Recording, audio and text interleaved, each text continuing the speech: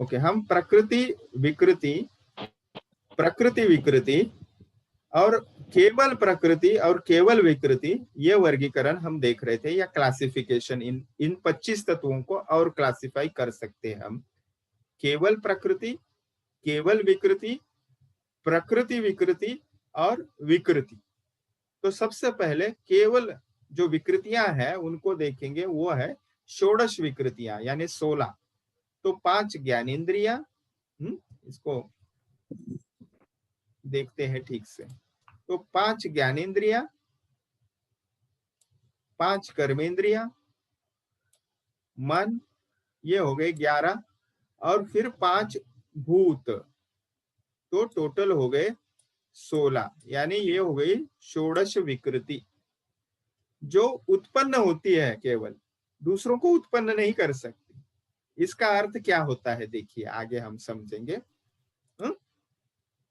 तो ये क्या है, षोडश विकृतियां हमने देखी, क्योंकि ऐसे क्यों में कभी कभी षोडश विकृति ऐसा क्यों पूछा जाता है, तो वह उस वक्त क्या लिखना है, उस वक्त क्या समझना है, यह ध्यान में आना चाहिए। अब शुरुआत से शुरुआत करते हैं। तो सबसे पहले क्या है, तो केवल प्रकृति। तो केवल प्रकृति क्या है, तो केवल प्रकृति है, ये केवल उत्पन्न करती है, इसलिए पहला जो दूसरा तत्व है उसको केवल प्रकृति कहेंगे। ठीक है। अब आगे है प्रकृति विकृति, यानी जो उत्पन्न भी करती है और उत्पन्न भी हुई है। ऐसे कौन कौन सी है स्थितियां, देखिए आप समझ सकते हो। वह है उत्पन्न भी हुई है और उत्पन्न भी करती है, निर्माण भी करती है। वह है महत, अहंकार, बिल्कुल सही बात है।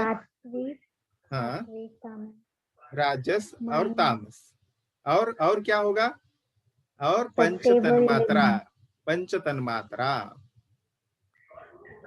ये जो है भूत, महाभूत उत्पन्न होने से पहले जो सबटल फॉर्म होता है उसे तन्मात्रा कहते हैं। तो तन्मात्रा भी जो है वो हो गई प्रकृति और विकृति, या उसे प्रकृति विकृति कहते हैं। इस पद्धति से ये प्रकृति विकृति कितनी होती है, तो 8 या 8 होती है। तो वो 8 कौन सी, अभी जो हमने गणना की वो। ठीक है। तो इस पद्धति से प्रकृति विकृति, इनकी संख्या सांख्यकारिका 3 में बताते हैं, महदाद्याः प्रकृति विकृतयाः सप्त। 8 नहीं, केवल वो 7 है। इसको वैकारिक तेजस भूतादि को अलग अलग से, या सात्विक राजस तामस को अलग अलग से गणना नहीं करनी है। प्रकृति विकृति जो है वो 7 है, एक महत, दूसरा अहंकार और पंचतन मात्रा। तो प्रकृति विकृति कितनी हो गई, कोई बताएगा आप में से? 7। बिल्कुल सही, 7। 1 2 और ये 5 हो गए, टोटल 7। ठीक है। तो ये संख्या हो गई प्रकृति विकृति की। षोडश विकृति भी हमने समझी। केवल प्रकृति क्या है, केवल प्रकृति है, ये पहला तत्व प्रकृति। और दूसरा तत्व क्या है, ये है, इसको क्या कहेंगे, केवल विकृति। और पुरुष क्या है, ये तो पुरुष जो है वो केवल साक्षी है, वो इसमें भाग नहीं लेता, वो केवल स्पर्श मात्र है, वो केवल कॉन्शियसनेस पहुंचाता है। उस तत्व को क्या कहेंगे फिर, उस तत्व को सांख्यकारिका में शब्द आया है पुरुष, ये जो तत्व है उसके लिए शब्द आया है न प्रकृति न विकृति। वो प्रकृति भी नहीं है, न प्रकृति,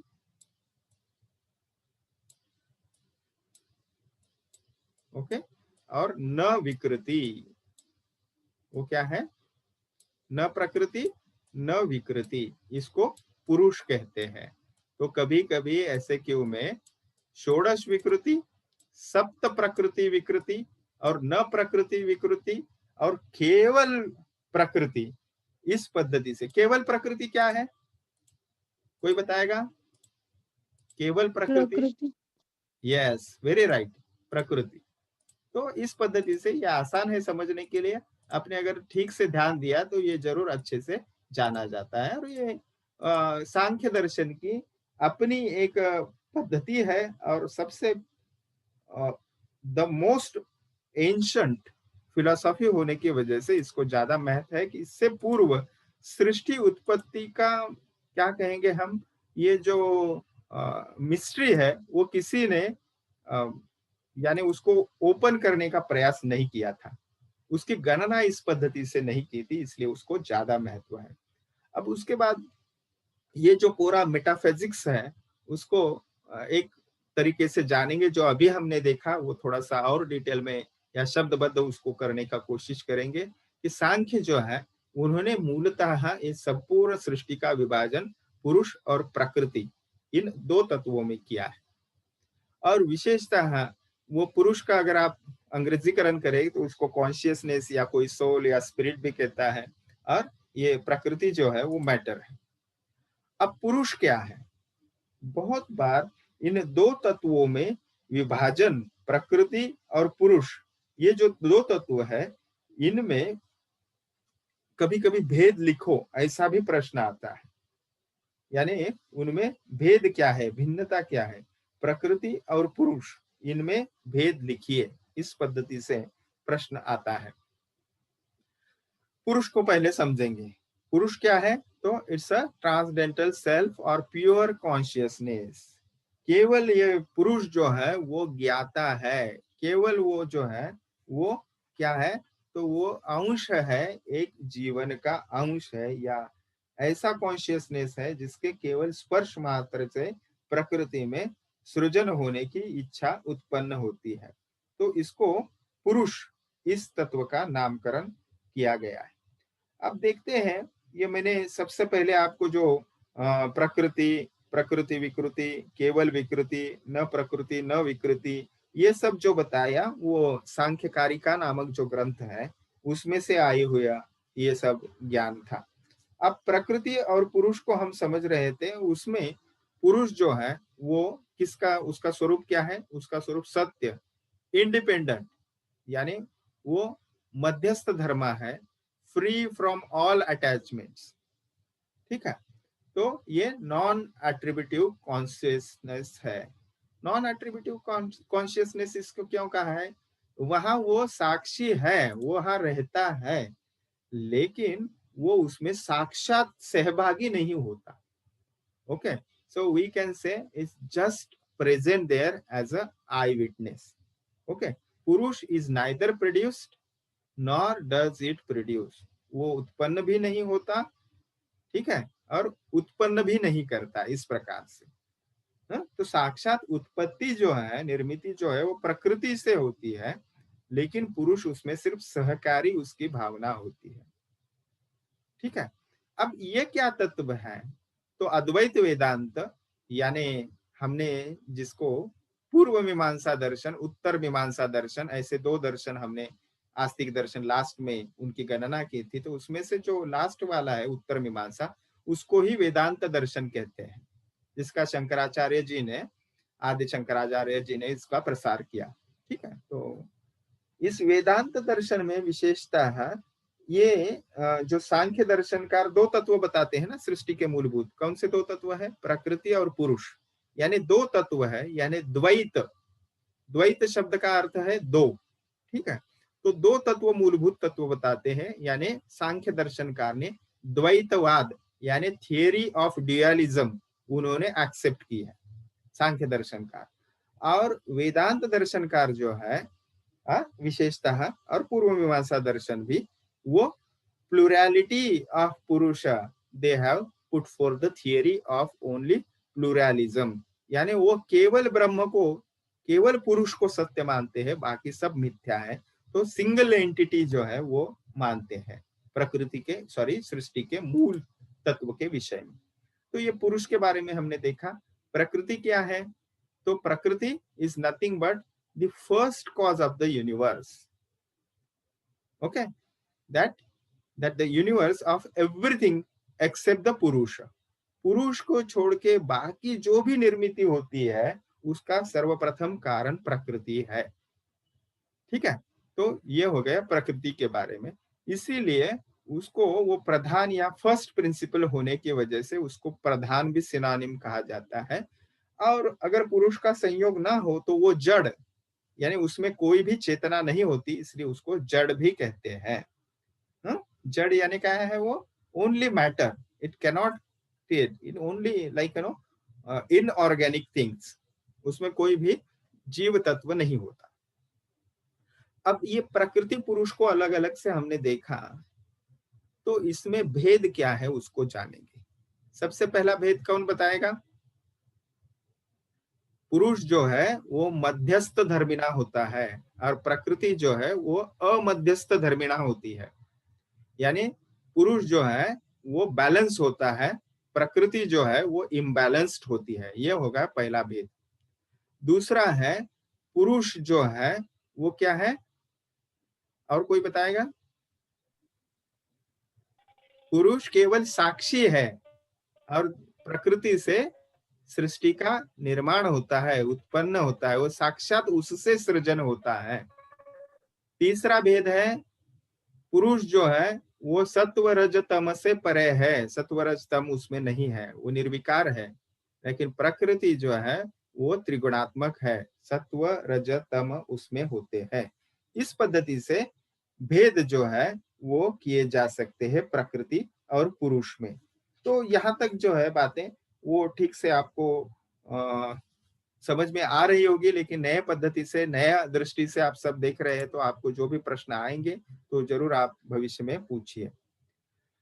तो सी, ये it is compose of three essential triguna, sattva raja तम, इसको हमने पहले से जाना है। तो ये जो सृष्टि है वो त्रिगुणात्मक होती है, और ये मैनिफेस्टेशन जो भी प्रकृति का इवोल्यूशन होने लगता है, तो प्राइमल नेचर से आगे जो भी उससे चीजें उत्पन्न होती है वो केवल और केवल इस तीनों गुणों का ही सृजन होता है। ठीक है, इसको थोड़ा सा मोक्ष की संकल्पना समझाने वाला स्लाइड है, इसको थोड़ा स्किप करेंगे, आगे जाते हैं। इस पद्धति से नेचर ऑफ ड्युअलिटी, यानी जिसे द्वैतवाद कहते हैं, प्रकृति और पुरुष या पुरुष और प्रकृति, ये दो मूल तत्व संख्या बताई, इसीलिए इसको द्वैतवाद या सांख्य दर्शन को द्वैतवादी बताते हैं। वाद शब्द जो है वह सिद्धांत या सिनोनिम, सिद्धांत का सिनोनिम है, थियरी, कंसेप्ट। ठीक है, तो साइंटिफिक कंसेप्ट। तो ये द्वैतवाद थियरी जो है, नेचर ऑफ ड्युअलिटी, ड्युअलिटी माने दो, तो वो पुरुष और प्रकृति के रूप में बताया। तो इन शॉर्ट यहाँ पे पुरुष क्या है, तो supreme self, pure consciousness, inactive, स्वतः कुछ नहीं करता, अनचेंजिंग फॉर्म रहता है, यानी पैसिव विटनेस रहता है, and it can be the multiple. पुरुष जो है वो अलग अलग हो सकते हैं। तो पुरुष शब्द से मेल अर्थ नहीं लेना है आपने, उसका अर्थ है चेतन तत्व। ठीक है, अब आगे देखते हैं प्रकृति क्या है, तो वो प्योर ऑब्जेक्टिविटी है, फिनोमिनल रियलिटी है, नॉन कॉन्शियसनेस है, और वो इसकी संख्या कितनी है, केवल एक है। तो इस टेबल को भी आप जो है वो भेद के लिए भी इसको आप इस्तेमाल कर सकते हो। ठीक है, एनी क्वेश्चन? अब ईश्वर संकल्पना जो है या विश्वर संकल्पना नहीं करनी चाहिए। मैं खुद आस्तिकवादी हूं, तो मैं खुद ईश्वर जो है, इट डज एग्जिस्ट, इस प्रिंसिपल का ही मैं फॉलो करता हूं।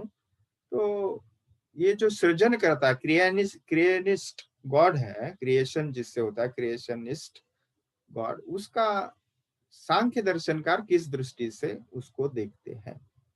अब ये पूरा विवेचन का आप सार बता दूं। मूल जो सांख्य दर्शन है, विशेषतः हम कहेंगे कि सांख्य सूत्र जो कपिल मुनि ने खुद लिखा हुआ है, या सांख्य कारिका, वहां पे निरीश्वरता बताई है, यानी एथेस्टिक अप्रोच वहां पे बताया है। यानी वह ईश्वर या गॉड नहीं मानते थे। ठीक है, लेकिन बाद में उसके जो फॉलोअर्स हुए, हम पश्चात जो ग्रंथ सब पता देखे, जैसे सांख्य प्रवचन, भाष्य इत्यादि, तो उन्होंने ये जो ईश्वर है उनको माना है। विशेषतः जो सांख्य दर्शन का प्रैक्टिकल इम्प्लीमेंटेशन जिन दर्शनों में किया है, जिसे योग दर्शन भी उसी में से एक है। तो सांख्य दर्शन में थियरी बता दी, प्रैक्टिकल अप्रोच अप्लाइड एस्पेक्ट जो है वो योग दर्शन में है। तो योग दर्शन विशेषतः पाशुपत दर्शन, भागवत दर्शन, ये पाशुपत दर्शन और भागवत दर्शन, इनका उल्लेख हमें मिलता है सर्वदर्शन संग्रह नामक पुस्तक में। तो उनमें ये ईश्वरवादी सेश्वर सांख्य बताए हैं। इसीलिए सांख्य दर्शन के दो ईश्वर के दृष्टि से अगर देखे, ईश्वर मानते हैं या नहीं मानते हैं, तो उसमें से पहले निरीश्वरवादी सांख्य और उसके बाद में फॉलोअर्स जो रहे पश्चात काल के, वो स ईश्वर सांख्य या सेश्वर सांख्य उनको कहते हैं। तो इस पद्धति से इस फिलोसॉफिकल स्कूल जो है, फिलोसॉफी स्कूल में दो संप्रदाय हमें ऐसे दिखते हैं। तो atheistic approach and theistic approach. So an unchanging form of Ishwar as the cause cannot be the source of a changing world as the effect. इसलिए वो निरीश्वर यानी ईश्वर होता नहीं है, क्योंकि ये सृष्टि जो है वो बार बार बदलती रहती है। तो सृष्टि बार बार बदलती है, तो बार बार बदलने वाली सृष्टि का जो करता है या क्रिएशनिस्ट है, वो कैसे एक ही हो सकता है या अनचेंजेबल हो सकता है। तो इसलिए वो भगवान जो है वो नहीं मानते, ईश्वर जो है नहीं मानते। ठीक है, निरीश्वरवादी सांख्य। और ईश्वरवादी सांख्य जो है, जो इस सांख्य दर्शन की ओर योग दर्शन और पुराण फिलोसॉफी जो है, हम्म पुराण फिलोसॉफी यानी क्या है, वेदोत्तर काल में जो साहित्य उत्पत्ति हुई उनको पुराण और उपनिषद आरण्यक इस पद्धति से हुई। तो पुराणिक फिलोसॉफी है, उसमें सांख्य दर्शन को ही नेक्स्ट फॉलोअर्स जो है थियस्टिक या भगवान को मानने वाले स ईश्वर सांख्य ऐसे वो हो गए। अब इस मोक्ष संकल्पना को किस पद्धति से जान सकते हैं? तो Sankhya regards ignorance as the root cause of bondage and suffering. No, that is the suffering is nothing but this universe, और ये जो संसार है यानी ये जो सृष्टि है हम जो देख रहे हैं, तो वो सभी जो है वो क्या है, तो it is due to ignorance, यानी खुद को हम नहीं पहचानते, इसीलिए हम इस संसार में जो है वो व्यस्त हो जाते हैं। ये प्रकृति और पुरुष को तो हमने जाना है। Due to ignorance it identifies itself with the physical body and its constituents such as मन, अहंकार, महत, which are the products of प्रकृति। तो वो क्या जो होता है, पुरुष का जो हमारा जीव का जो मूल स्वभाव है वो अनादि अनंत अविनाशी है। इस तत्व को वो भूल जाता है और प्रकृति से आसक्त होके मन, अहंकार और महत के साथ, जो इन तत्वों के साथ जो है प्रोडक्ट्स प्रकृति के जो है उत्पन्न हुए, उनमें ही वो अपने को समझ बैठता है। Once it becomes free of this false identification and the material bonds, the moksha is there. Okay, तो जब वो जानता है कि प्रकृति मुझसे अलग है, मैं प्रकृति नहीं हूं, यही मोक्ष की स्थिति है। ठीक है। So other forms of sankhya teach the moksha is attained by one's own development of the higher faculties of discrimination achieved by meditation and other yogic practices as prescribed through the Vedic science or Vedas. Anyway, तो ये जो मोक्ष की स्थिति है वो कैसे प्राप्त कर सकते हैं वो उन्होंने बताया। अब मेरा आज का व्याख्यान जो है वो विशेषतः सत्कार्यवाद और परिणामवाद, इनको बता के हम आज का जो लेक्चर है वो अपना यहाँ पे रोकेंगे। तो ये जो प्रसिद्ध जो दो थियरी है सांख्य दर्शन की, सत्कार्यवाद और परिणामवाद, तो हम सांख्य दर्शन के फिलोसॉफी या तत्वज्ञान जब भी देखेंगे और इन दो तत्वों का या दो थियरीज का हम अगर अध्ययन नहीं करते या इनको नहीं जानते, तो हमने सांख्य दर्शन अच्छे से नहीं सीखा या नहीं समझा। तो ये सत्कार्यवाद और परिणामवाद, ये दो थियरी है उनकी। सत्कार्यवाद को कॉज इफेक्ट थियरी के तौर पे भी देखा जाता है। विशेषतः कारण से कार्य उत्पन्न जो होता है, तो यानी कारण हम समझेंगे पहले, और कारण से उत्पन्न हो गया समझो कार्य।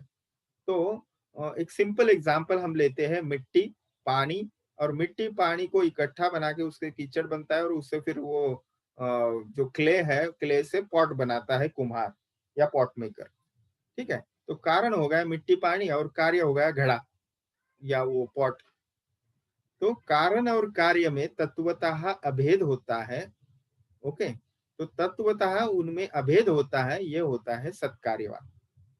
और परिणामवाद जो है, यानी इसमें तत्वतः जो भेद है, कारण और कार्य में कोई भी भेद नहीं होता। जिससे चीज बनती है उसको कारण कहते हैं, पॉजिटिव फैक्टर्स, और जो बनता है उसे कहते हैं कार्य। ठीक है, तो घड़ा जो बना है वो कार्य है और कारण क्या है, मिट्टी पानी वगैरह। तो इनमें तत्वतः यानी फिलोसॉफिकली इनमें कोई भी भिन्नता या डिफरेंस नहीं होता है, ये बताता है सत्कार्यवाद। लेकिन व्यवहार में हम देखते हैं कि मिट्टी में पानी हम पकड़ नहीं सकते, घड़े में हम पानी पकड़ सकते हैं। दोनों का रंग अलग होता है, दोनों का प्रयोजन अलग होता है, दोनों का नाम अलग होता है। तो ये क्यों होता है वो समझाने के लिए ये जो व्यवहार था उसमें भेद या भिन्नता दिखाई देती है कारण और कार्य में, उस उसका एक्सप्लेनेशन देने के लिए परिणामवाद बताया, दूसरा सिद्धांत सांख्य दर्शनकारों ने। और परिणामवाद क्या बताता है, तो वो बताता है गुण परिणाम विशेषात दानात्वे बाह्य भेदाश्च, यानी गुणों में जो परिवर्तन आ जाता है उसके वजह से क्वालिटीज में डिफरेंसेस हो जाते हैं, इसके वजह से हमें बाह्य भेद दिखते हैं। बाह्य भेद यानी एक्सटर्नल apparently और externally they are different. Okay, जैसे काट, चूना, खाने का वो जो नागबेल का पत्ता रहता है, खाने का पान, वो अलग अलग से अगर आप देखोगे उसमें लाल रंग नहीं होता। लेकिन जब काट, चूना और पत्ता वो जो इकट्ठा हो जाता है उसको चबाते हैं तो उसमें से लाल रंग उत्पन्न होता है। तो ये थियरी ऑफ ट्रांसफॉर्मेशन जो है वो केवल गुणों में बदलाव होने की वजह से होता है। तो मुझे ये पक्का पता है कि अभी के लेक्चर में आप सत्कार्यवाद और परिणामवाद ठीक से नहीं समझोगे, वो अपेक्षित भी नहीं है। अगर आपको जानना है तो वो सेकंड पेपर में हमें अलग से इन थियरीज को सीखना है।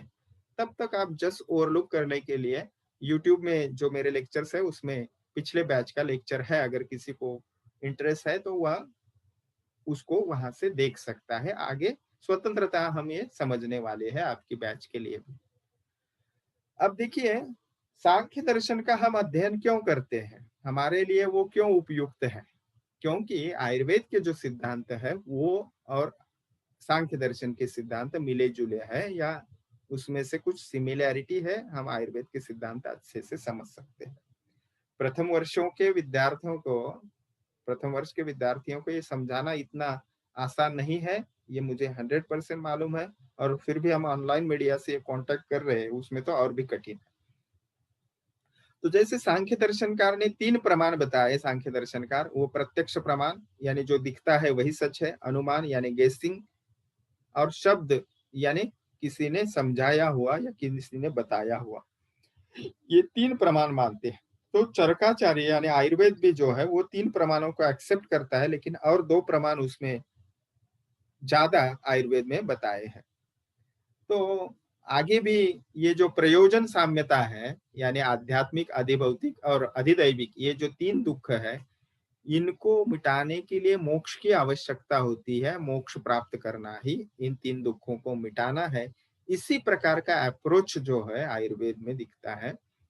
तो ये उसमें सिमिलैरिटीज है। अब देखिए, ये जो हमने पूरा टेबल देखा वो 25 तत्वात्मक पुरुष हमने देखे, 25। ओके, लेकिन आयुर्वेद में उन तत्वों की संख्या 24 है। क्योंकि उसमें प्रकृति और पुरुष जो सांख्य दर्शनकार अलग बताते हैं, वह आयुर्वेद में इकट्ठा एक ही तत्व बताया है, उसका नाम वहां पे चरकाचार्य देते हैं अव्यक्त। चरकचार्य स्थान में इसका विस्तृत वर्णन है। तो संख्या जो है वो भिन्न है आयुर्वेद और सांख्य दर्शन में। ठीक है, तो आगे जो पुरुष का यहाँ पे विवेचन मिलता है, तो वो जो है वो भी संकल्पना थोड़ी सी भिन्न है एक दूसरे से। उसमें फिर परिणामवाद, सत्कार्यवाद, ये जब हम देखेंगे तो उससे समान आयुर्वेद के सिद्धांत जो है उनको समझेंगे, क्योंकि आपको रचना और क्रिया आपको ठीक से जानना है, तभी आपको ये समझ में आएगा। तो त्रिगुण जो है सत्व रज तम, ये भी आइडेंटिकल है दोनों शास्त्रों में। इसमें कोई अगर प्रश्न है तो आपको पूछिए। अभी इसको हम थोड़ा डिस्कनेक्ट करते हैं, और प्रश्न है तो ले लीजिए उसको। मैं रिकॉर्डिंग स्टॉप कर देता हूँ।